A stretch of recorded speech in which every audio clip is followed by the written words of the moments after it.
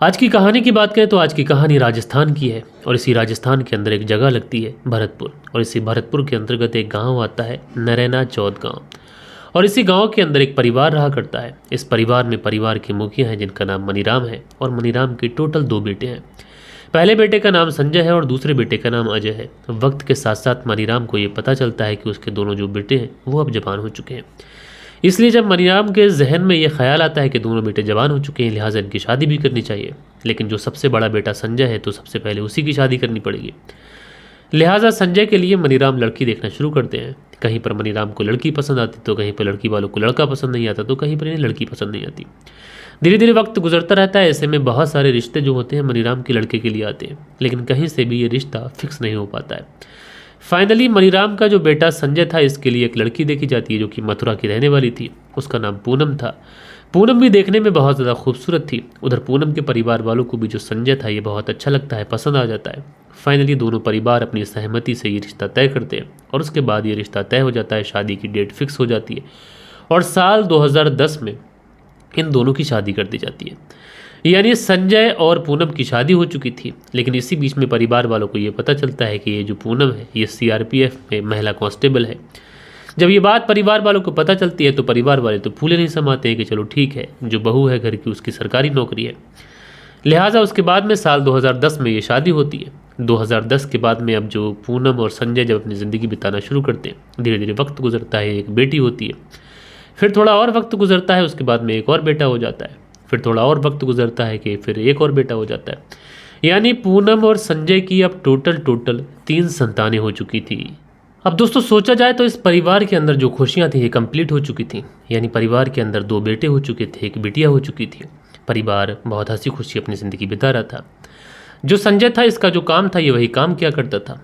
उधर इसकी जो पत्नी पूनम थी ये अपनी पोस्टिंग पर कभी कहीं जाती तो कभी कहीं जाती। कभी उसे कश्मीर जाना पड़ता तो कभी उसे और कहीं जाना पड़ता। लिहाजा इसी वजह से जो पूनम होती है ये अपने पति से कहती है कि तुम जो कामकाज करते हो वो कामकाज छोड़ दो, क्योंकि मैं अपने बच्चों को अपने साथ जगह जगह जाती हूँ, ट्रेनिंग के लिए जाती हूँ, तो वहाँ पर कैसे लेके जाऊँगी। लिहाजा बेहतर यही होगा तुम बच्चों की अच्छी सी परवरिश करो। और जो कि मेरी एक सरकारी जॉब है तो सरकारी जॉब को टाइम देना ज़रूरी है। और अगर मेरी जॉब रहेगी तो आने वाले समय में बच्चों का जो फ्यूचर है वो भी सिक्योर हो जाएगा। अब कहीं ना कहीं संजय जब ये बात सुनता है, संजय अपने पिता से इस बारे में जिक्र करता है, तो पिता जो होते हैं मनीराम वो भी कहते हैं कि चलो ठीक है, बहू रानी सही सही कह रही है। उसके बाद में जो पूरा परिवार होता है संजय के साथ में ये उन बच्चों की जिम्मेदारी उड़ते हैं। और उसके बाद में जो पूनम होती है इससे कहते हैं कि आप अच्छे तरीके से अपनी ड्यूटी कीजिए। अब फिर क्या था, पूनम अपनी ड्यूटी चली जाती है और उसके बाद में जो संजय था ये अपने बच्चों के साथ में उनकी बेहतर तरीके से परवरिश करने लगता है। धीरे धीरे वक्त गुजरने लगता है।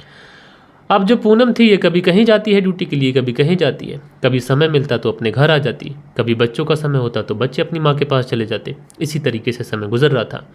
सारी ही चीज़ें बहुत बढ़िया तरीके से चल रही थी। लेकिन इसी बीच में एक तारीख आती है साल 2020।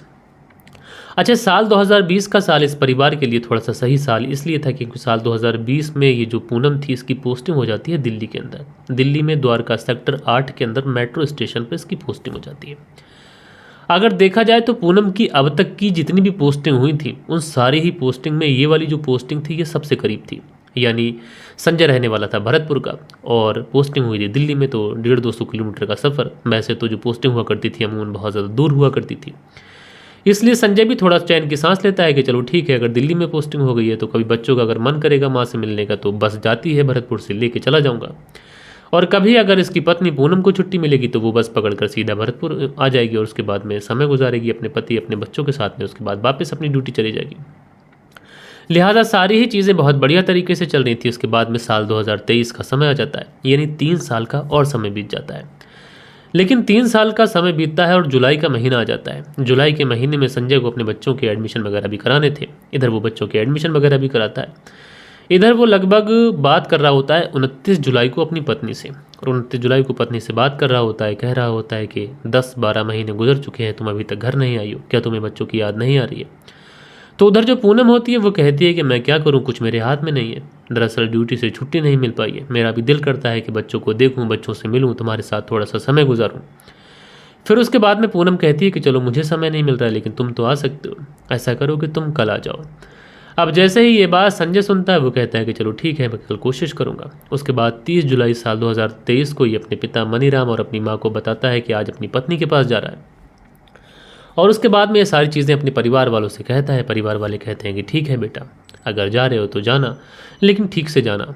अब उसके बाद में जो मनीराम था वो अपने बेटे संजय को रुखसत करता है। भरतपुर से ही एक बस जाती थी दिल्ली के लिए, उसी बस पर ये बैठ जाता है और 23 जुलाई साल 2023 को सुबह के तकरीबन 8:30 बजे के आसपास ये जो बस थी दिल्ली के लिए रवाना हो जाती है। अब सुबह के 8:30 बजे के आसपास संजय जो था उस बस पर बैठकर निकल जाता है। मनीराम अपने बेटे संजय से कहते हैं कि जब दिल्ली पहुंच जाओ तो फिर फ़ोन कर देना।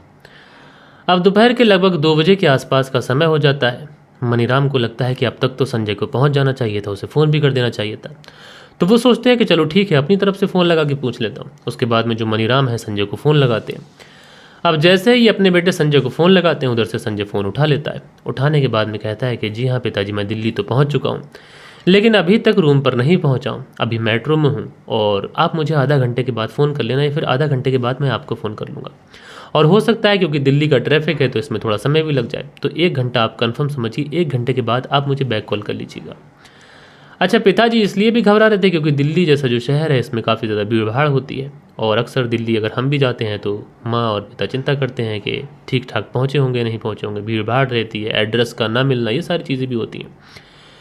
फाइनली दोस्तों उसके बाद में जो पिता होते हैं मनीराम, ये फ़ोन कट कर देते हैं। उसके बाद में 1-1.5 घंटे का फिर फ़ोन इंतज़ार करते हैं। जब 1-1.5 घंटे का इंतज़ार करते हैं फिर फ़ोन लगाते हैं, लेकिन इस बार जब ये अपने बेटे को फ़ोन लगाते हैं तो जो फ़ोन था ये फ़ोन स्विच ऑफ बताता है। अब जब फ़ोन स्विच ऑफ बताता है तो सोचते हैं हो सकता है कि फ़ोन रास्ते में कहीं स्विच ऑफ हो गया हो, घर जाकर फ़ोन कर लेगा। लेकिन 1-2 घंटे फिर गुजर जाते हैं, फिर ये अपने बेटे को फ़ोन लगाते हैं, फिर फ़ोन स्विच ऑफ। लेकिन यहाँ पर घबराए हुए मनीराम जो होते हैं ये अपनी जो बहू होती है पूनम, उसको फ़ोन लगा देते हैं। बहू से कहते हैं कि संजय पहुंच गया वहाँ पर। तो जो बहू होती है पूनम, वो कहती है कि पिताजी मैं तो अभी ड्यूटी हूँ और ड्यूटी से जब पहुँचूंगी तो उसके बाद में देखकर मैं आपको बताऊंगी कि पहुँचे हैं नहीं पहुँचे हैं। क्या वो निकल गए थे? तो पिताजी वो जो है वो बताते हैं कि लगभग 8:30 बजे के आसपास यहाँ से निकल गया था। तो पूनम कहती है कि आप चिंता मत करिए, वो पहुँच जाएंगे और जैसे ही मैं घर पहुँचूंगी तो आपको फ़ोन कर दूँगी। हो सकता है कि उनका फ़ोन डेड हो गया हो या फिर कोई और बात है। लिहाजा उसके बाद में जो पिता होता है ये फिर इंतज़ार करता रहता है। शाम का वक्त आने को होता है, शाम का वक्त हो जाता है, ये फिर अपनी बहू को फ़ोन लगाते हैं। बहू को फ़ोन लगा के कहते हैं कि जो संजय है उसका फ़ोन अभी भी स्विच ऑफ जा रहा है और अब तक तो उसे कहीं पहुंच जाना चाहिए था, फ़ोन स्विच ऑफ था तो चार्जिंग पे लगा लेना चाहिए था। इतनी देर तो नहीं लगती है, अक्सर दिल्ली कोई इतना लंबा सफ़र तो है नहीं। लिहाजा जो पूनम होती है वो कहती है कि पिताजी मुझे पहुंचने में रात हो जाएगी और मैं चीज़ें आपको जब ही बता पाऊंगी क्लियर करके जब मैं वहाँ पर पहुँच जाऊँगी। अभी यहाँ पर भी मैं हूँ और आप भी वहाँ हैं, तो कैसे बता सकती हूँ कि संजय पहुँचे हैं या फिर नहीं पहुँचे हैं। लिहाजा उसके बाद में जो पिता था जैसे तैसे करके इंतज़ार करता रहता है। इस पिता की घबराहट बढ़ती है, माँ भी बेचैन होती है, बाकी जो भाई होता है वो भी परेशान होता है। लिहाजा उसके बाद में जैसे ही रात का समय होता है, रात के समय जो बहू पूनम होती है ये बहुत घबराई हुई अवस्था में अपने जो ससुर होते हैं उनको कॉल करती है और कॉल करने के बाद में कहती है कि पिताजी संजय तो यहाँ नहीं आए हैं। अब जैसे ही ये पिता ये बात सुनता है कि संजय वहाँ पर नहीं पहुँचा है, पिता की तो हालत ख़राब हो जाती है, उसके तो मानो जैसे काटे खून नहीं, क्योंकि संजय और पिता के बीच में काफ़ी ज़्यादा लगाव था और संजय अक्सर कभी बाहर जाता भी नहीं था, इसलिए पिता को और ज़्यादा चिंता होती है। उसके बाद में जो पिता थे, अब उसके बाद में संजय के जानने वाले जो दिल्ली में रहा करते थे उन सबको कॉल करते हैं, सबसे पूछताछ करते हैं कि संजय यहाँ पर पहुँचा क्या। लेकिन कहीं से भी इस पिता को, जिसका नाम मनीराम था, इसको कोई सही और संतोषजनक जवाब मिलता नहीं है।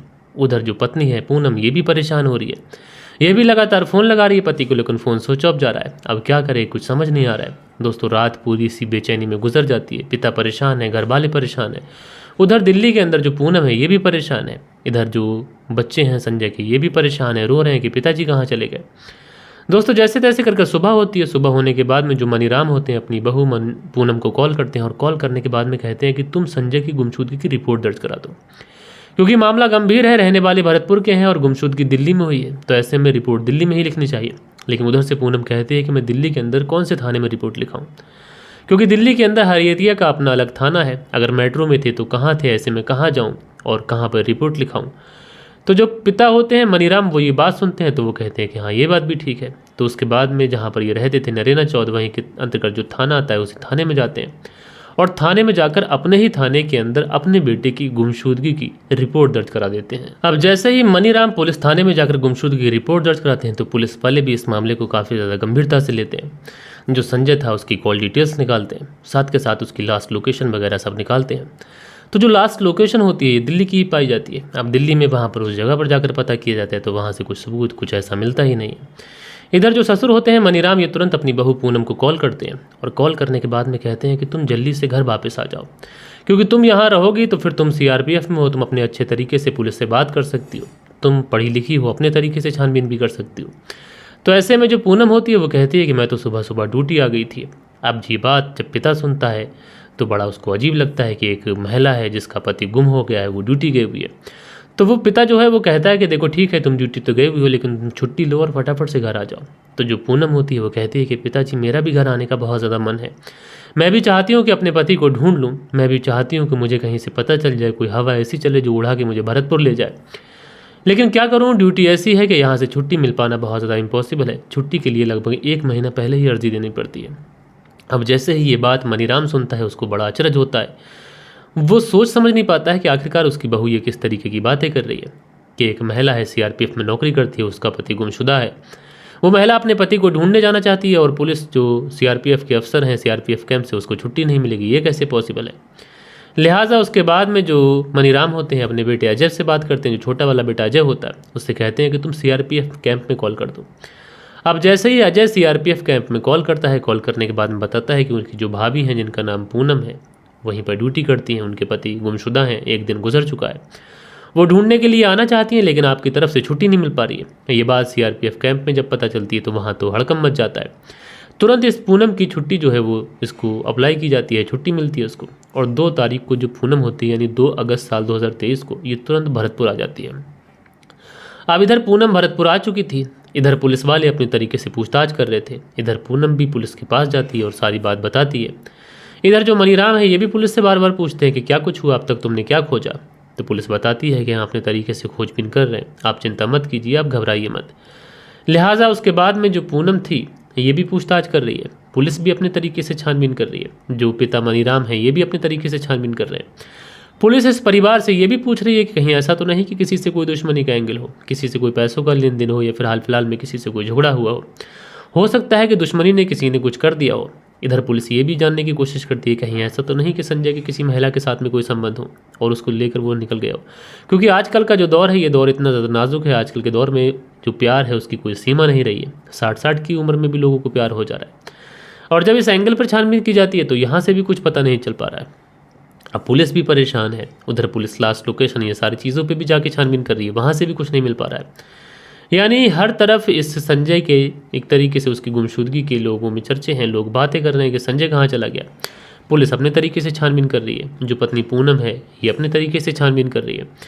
इधर जो संजय के पिता होते हैं मनीराम वो अपने तरीके से छानबीन कर रहे हैं, वो सोच रहे हैं कहीं से तो कोई सुराग मिल जाए। और जैसे ही ये 2 तारीख से 3 तारीख गुजरती है और 4 तारीख का समय आता है, जो संजय के पिता होते हैं ये अपने तरीके से छानबीन कर रहे होते हैं। और जब पिता अपने स्तर से बहुत ही बारीकी से छानबीन कर रहा होता है तो कहीं ना कहीं पिता जो था वो इस जो संजय था इसकी जो पत्नी पूनम थी इससे पूछताछ करता है कि लास्ट टाइम तुम्हारी कब उससे बात हुई थी और वो तुमसे क्या कह रहा था, क्या बोल रहा था, कब तक पहुंच जाएगा, कहीं ऐसा तो नहीं कि तुम्हारे साथ में उसका कोई झगड़ा हो गया हो, नाराज़गी में कहीं चला गया हो।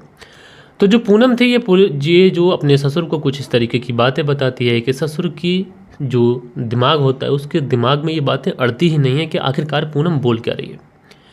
अब ऐसे में जो संजय के पिता होते हैं जिनका नाम मनीराम होता है उनको बड़ा अचरज फील होता है कि ये कैसी महिला है। आमतौर पे अगर किसी के घर का किसी भी परिवार का कोई सदस्य गायब होता है, यानी मेरा भी बुरा हाल है, मेरा जो छोटा बेटा है उसका भी बुरा हाल है, जो हमारी पत्नी है यानी संजय की जो माँ है वो तो रो रो कर बेहोश हो जा रही है, बच्चों को तो ऐसा है कि जैसे उन्हें कुछ होशो हवास ही नहीं है, रो रो कर परेशान होते चले जा रहे हैं। लेकिन एक तरफ ये महिला है पूनम, इसके ऊपर कुछ ज़्यादा असर भी नहीं पड़ रहा है, ये तो बहुत ज़्यादा रिलैक्स फील कर रही है, बहुत ज़्यादा रिलैक्स दिखाई पड़ रही है। हाँ माना कि ये सीआरपीएफ में हवलदार है लेकिन उसके बावजूद भी इसका ही खुद का पति गायब है तो थोड़ी बहुत तो चिंता इसके चेहरे पर दिखाई पड़नी चाहिए। लिहाजा पूरे दिन में दोपहर तक जो मनीराम होते हैं ये अपनी बहू पूनम से अलग अलग तरीके से बातचीत करते रहते हैं, अलग अलग तरीके से पूछताछ करते रहते हैं। क्या कह कर गया था, कहीं तुमसे लड़ाई में नाराज़गी में तो नहीं चला गया, कहीं तुम्हें पता है वो किस जगह पर गया और तुम जानबूझकर नहीं बता रही हो। लिहाजा जब बहू लगातार सारी बातें बताती है, इधर मनीराम जब सारी बातें नोट करता है तो मनीराम को भी अब पुख्ता यकीन हो जाता है कि जो उसकी बहू यानी संजय की जो पत्नी है पूनम, ये कहीं ना कहीं कुछ ना कुछ हम लोगों से छुपाने की कोशिश कर रही है। यानी मनीराम के जहन में तरह तरीके के सवाल अब चलने लगे थे। मनीराम को लगने लगा था कोई राज है, कोई ऐसी बात है जो उसकी बहू छुपाने की कोशिश कर रही है। फिर क्या था, जो मनीराम था दौड़ा दौड़ा भागा भागा सीधा पुलिस थाने पहुंचता है और पुलिस थाने पहुंचने के बाद में पुलिस वालों से कहता है कि उसकी जो बहू पूनम है, जो सीआरपीएफ में हवलदार है, जो दिल्ली रहा करती थी, और उसका बेटा संजय जो था अपनी पत्नी से ही मिलने गया हुआ था। मुझे कुछ ना कुछ ऐसा लग रहा है कि इन दोनों के बीच में कोई राज था, कुछ ऐसी चीज़ थी जो शायद हमें पता नहीं है, और कुछ ना कुछ तो ऐसा ज़रूर है जो मेरी बहू पूनम जो है वो हम लोगों से छुपाने की कोशिश कर रही है, और पूरी बात ये घर वालों को बता ही नहीं रही है। अब इधर पुलिस वाले जो हैं, जब इस पिता मनीराम के मुंह से ये बातें सुनते हैं तो उधर पुलिस वाले वैसे ही इस केस को लेकर परेशान थे। वैसे ही इस केस के अंदर पुलिस वालों को कोई लीड मिल नहीं पा रही थी, लिहाजा हर तरफ से पुलिस वाले भी हताश थे। ऐसे में ये पिता जब अपनी बहू के ऊपर इस तरीके से बातें बता रहा है तो कहीं ना कहीं पुलिस वालों को भी लगता है कि चलो ठीक है, एक बार इस एंगल पर भी हम लोग छानबीन कर लेते हैं। उसके बाद में पुलिस वाले पहुंचते हैं और ये जो पूनम होती है इस पूनम को उठाते हैं, और उठाने के बाद में सीधा पुलिस थाने लेके आ जाते हैं। लेकिन दोस्तों पुलिस वाले जब पूनम से पूछताछ करते हैं तो पहली नज़र में पुलिस वाले भी भांप जाते हैं कि पूनम जो है ये पुलिस से कुछ ना कुछ तो छुपाने की कोशिश कर रही है। लिहाजा पुलिस वाले जो थे पूनम से अपने तरीके से पूछताछ करते हैं, और जब पुलिस वाले पूनम से अपने तरीके से पूछताछ करते हैं तो पूनम एक और नाम लेती है, और ये नाम होता है राम प्रताप का। लिहाजा राम प्रताप के बारे में पता किया जाता है कहाँ का रहने वाला है, कौन है, क्या करता है। तो उसके बाद में पुलिस जो थी वो राम प्रताप के घर पे पहुंचती है। घर पे पहुंचने के बाद में राम प्रताप को अरेस्ट करती है। अरेस्ट करने के बाद में इसे भी पुलिस थाने लेके आ जाती है। यानी एक सीट पर अब ये जो पूनम थी ये बैठी हुई थी, एक सीट पर राम प्रताप बैठा हुआ था, और इन दोनों से जब पुलिस वाले अपने तरीके से पूछताछ करते हैं तो ये दोनों पुलिस को एक कहानी सुनाते हैं। और ये कहानी जब ये पुलिस वालों को सुनाते हैं तो दोस्तों वाकई में ये जो कहानी होती है ये अपने आप में रिश्तों को शर्मसार कर देने वाली होती है। दरअसल इस पूरी कहानी की शुरुआत होती है साल 2019 से, और साल 2019 में जो पूनम थी इसकी पोस्टिंग श्रीनगर में थी। अच्छा, पूनम की पोस्टिंग श्रीनगर में थी, लेकिन उसके बाद में ये छुट्टी पर अपने घर आने के लिए निकल रही थी। लेकिन स्टेशन पर ही इसकी मुलाकात होती है इसी व्यक्ति से जिसका नाम था राम प्रताप। अब राम प्रताप से इसकी मुलाकात होती है, दोनों एक दूसरे से बातचीत करते हैं, एक दूसरे के बारे में जानते हैं।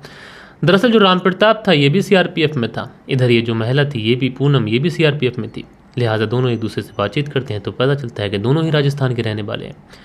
अब दोस्तों एक दूसरे प्रदेश में अगर कोई अपने ही प्रदेश का निकल आए तो ऐसे में बहुत ज़्यादा खुशी होती है, ऐसा लगता है कि ये हमारा बहुत करीबी व्यक्ति है।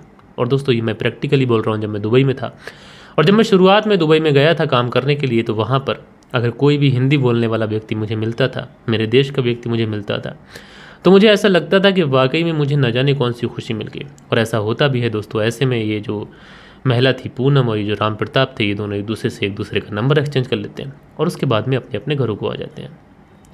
इधर ये अपने अपने घरों को आते हैं। जो राम प्रताप था ये भी शादीशुदा था, इसके भी 2 बच्चे थे। इधर जो पूनम थी ये भी शादीशुदा थी, इसके भी 3 बच्चे थे। ये दोनों अपनी अपनी ज़िंदगियों में बिजी हो जाते हैं। उसके बाद में अपनी छुट्टी बिताते हैं। छुट्टी बिताने के बाद में वापस से ड्यूटी चले जाते हैं। लेकिन जैसे ही वापस से ये ड्यूटी जाते हैं, ड्यूटी जाने के बाद में इन दोनों को एहसास होता है कि यार हमारी उससे मुलाकात हुई थी तो फला फला इंसान से बातचीत करनी चाहिए। लिहाजा फिर ये बातचीत शुरू करते हैं। धीरे धीरे इनकी जो बातचीत थी दोस्ती में बदलती है, और दोस्ती जो थी वो धीरे धीरे प्यार में बदल जाती है। अब इन दोनों को एक दूसरे की आदत लग चुकी थी। अब जो भी खाली समय मिलता तो ये दोनों एक दूसरे से बातचीत करने लगते हैं। यानी राम प्रताप अपनी पत्नी से बातें नहीं करता, इधर जो पूनम थी अपने पति से बातें नहीं करती। इधर जब कभी भी ये छुट्टी पे आती तो अक्सर छुट्टी में भी ये अपने प्रेमी राम प्रताप से कॉल पे बात करने लगती। इधर जो संजय था जब कभी कमरे में जाता तो देखता क्या कभी अचानक से फ़ोन काट देती, तो इसको भी कहीं ना कहीं डाउट होता। अच्छा, वैसे भी ये कई बार नोटिस कर चुका था कि फ़ोन बहुत ज़्यादा बिजी जाता है, इसलिए कई बार इसने अपनी पत्नी से इस बारे में बात भी की थी। लिहाजा ऐसी बात को लेकर इन दोनों के बीच में झगड़ा इतना ज़्यादा बढ़ जाता है कि कभी कभार जो संजय था ये अपनी पत्नी की पिटाई भी कर दिया करता था। क्योंकि पति पत्नी के बीच में अक्सर अगर ये सारी चीज़ें बनती हैं और दूरियां बनती हैं तो अक्सर जो नंबर होता है लड़ाई झगड़े पर पहुंचता है। और इन दोनों के बीच में लड़ाई झगड़ा कुछ इस कदर बढ़ चुका था कि जो पूनम थी ये अपने पति को कुछ इस तरीके से नापसंद करने लगी थी कि वो एक नज़र भी उसको भाता नहीं था। लिहाजा उसके बाद में पता चलता है पूनम को जो राम प्रताप है इसी महीने छुट्टी पे आया हुआ है। इधर ये अपने पति से बहुत ज़्यादा परेशान थी, किसी भी तरीके से उससे आज़ादी चाहती थी।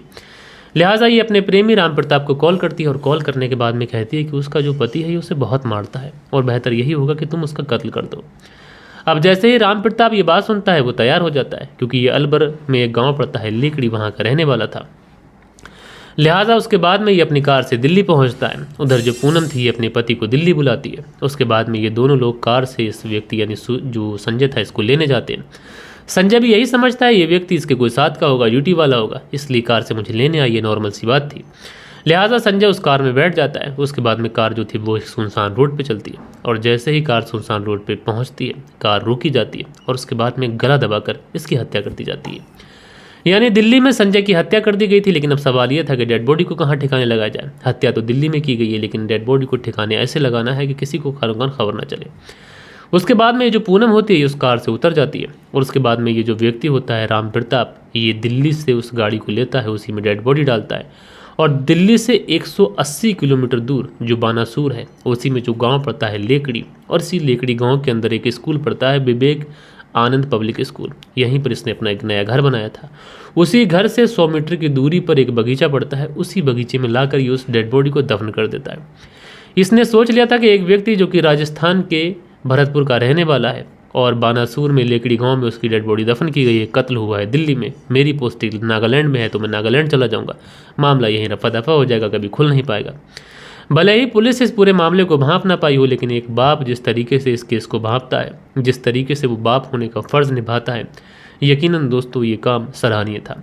बहरहाल दोस्तों ये पूनम और ये जो राम प्रताप था दोनों पुलिस की अरेस्ट में है और उसके बाद में गंभीर धाराओं में मुकदमा दर्ज कर इन दोनों को जेल भेजा जाता है। लेकिन दोस्तों आप लोगों ने देखा एक महिला जो एक सम्मानजनक पोस्ट पे है, लेकिन उसके बावजूद भी कुछ इस रिश्तों में बदलती है कि उसके बाद में ये अपने हंसते खेलते परिवार को उजाड़ लेती है। उधर ये जो व्यक्ति था राम प्रताप, इसकी भी पत्नी और इसके भी 2 बच्चे थे। इसने भी अपनी पत्नी और अपने दोनों बच्चों के बारे में एक बार भी नहीं सोचा। उधर जो पूनम थी उसने भी अपने पति और अपने 3 बच्चों के बारे में एक बार भी नहीं सोचा। जो बेटी थी वो तो 10 साल के आसपास हो गई थी। ज़रा सोचिए लोग इन बच्चों से लोग क्या कहेंगे कि तुम्हारी माँ ने तुम्हारे पिता का कत्ल कर दिया। बहरहाल दोस्तों जो भी सोचते हो आप लोग अपनी राय इस स्टोरी के बारे में ज़रूर से ज़रूर दीजिएगा। बाकी कल के दिन आप लोग के कुछ बेहतरीन से कमेंट्स हैं, वक्त होता है कि आप लोग के कमेंट्स पढ़ लिए जाएं। सो दोस्तों कल के दिन जो कमेंट आए थे इसमें दिनेश कुमार है, लिखते हैं नमस्कार मलिक भाई साहब, बहुत बढ़िया कहानी है। तो मेरे भाई शुक्रिया आपका। दिनेश कुमार आगे लिखते हैं nice story sir ji, Dinesh Kumar ji शुक्रिया। मोहम्मद रियाज हैं, लिखते हैं nice story sir ji, thank you. तो मोहम्मद रियाज जी बहुत बहुत शुक्रिया आपका। मंसूरी भाईजान लिखते हैं गुड जॉब भाई, तो मेरे भाई बहुत बहुत शुक्रिया। मंसूरी भाईजान जी हार्ट्स बनाते हैं, मेरे भाई शुक्रिया आपका। इश्क सूफियाना है, लिखते हैं नाइस स्टोरी सर जी, तो इश्क सूफियाना जी शुक्रिया आपका। उसके बाद में रियल क्रिएटर जी कमेंट्स करते हैं, बहुत बहुत शुक्रिया। सचिन चौधरी जी कमेंट्स करते हैं, मंसूरी भाईजान जी कमेंट्स करते हैं, धीरज सिंह हैं, लिखते हैं जय श्री राम मलिक भाई, हमारी फैमिली 40,000 सब्सक्राइबर से ऊपर की है, अगर हर कोई लाइक कर देगा तो एपिसोड ज़रूर वायरल होगा, भैया आपको भगवान खुश रखे। तो धीरज सिंह जी आपने बहुत अच्छी बात कही, 40,000 लोग हमारे सब्सक्राइबर हैं और ऐसे में 1,000-2,000 लोग हमारी वीडियोज़ को देखते हैं, और अगर 2,000 लोगों में से 1,500 लोग भी हमारी वीडियो को लाइक कर देंगे तो वीडियो बूस्ट हो जाएगा। तो मैं अपने सभी व्यूवर्स से हाथ जोड़कर रिक्वेस्ट करता हूं कि आप वीडियो को लाइक करें, कम से कम हमारे चैनल को दोबारा खड़ा करने में, इस्टेब्लिश करने में हमारी मदद करें। मोहम्मद इमरान फतेहपुर से कहानी सुनते हैं। उसके बाद में नरगिस बानो लिखती हैं अस्सलाम वालेकुम सर, तो वालेकुम सलाम शुक्रिया। सुरेंद्र शर्मा लिखते हैं नमस्कार मलिक भाई साहब, नाइस स्टोरी। सुरेंद्र कुमार श्री भाईनगर राजस्थान से सुनते हैं, तो भैया नमस्कार, कैसे हैं आप। उसके बाद में जेके अंसारी जी कमेंट्स करते हैं, शुक्रिया। मनदीप वर्मा की पत्नी प्रादीप वर्मा जलंधर पंजाब से कहानी सुनती हैं। बालिश बिहारी हैं, लिखते हैं मलिक साहब जी नमस्कार जी, लोगों का क्या हो गया है, अपने भविष्य के बारे में नहीं सोच रहे हैं कि बाद में इनका क्या हश्र होगा। साहिल जी हैं, अपना कमेंट्स करते हैं। सुनील त्यागी जी शियाला बुलंदशहर से कहानी सुनते हैं, बहुत बहुत शुक्रिया। फरजाना सिद्दीकी लिखते हैं आज के समय में किसी के ऊपर भरोसा नहीं रहा, तो शुक्रिया बहन आपका। शीलनिधि हैं, लिखते हैं चचेरा भाई तो दूर सगे भाई को भी बहन नहीं छोड़ रहे हैं, रिश्तों के अवैध संबंध बाद में कत्ल हो रहे हैं। शीलनिधि शर्मा हरिद्वार उत्तराखंड से सुनते हैं, बहुत बहुत शुक्रिया भाई। शुक पवार हैं, लिखते हैं भाई जी दुनिया के भानु, शुक्रिया आपका। दिनेश कुमार जी अपना प्यार से कमेंट्स करते हैं। सो दोस्तों कुछ बेहतरीन से कमेंट्स आए थे आप लोगों के कल के दिन जो मैंने आज के दिन पढ़े हैं, लेकिन मैं हमेशा आप लोगों से नहीं बोलता, लेकिन आज मैं आप लोगों से रिक्वेस्ट कर रहा हूँ कि अगर 2000 लोग हमारी वीडियोस को देखते हैं तो कम से कम 60 या 70% लोग वीडियो को लाइक कर दें, जिससे हमारी वीडियोस वायरल हो जाएं। बाकी दोस्तों मिलते हैं कल के दिन किसी और स्टोरी के साथ में, जब तक के लिए अपना ख्याल रखें, देश का ख्याल रखें, परिवार के रिश्तों की अहमियत को समझें। जय हिंद, जय भारत।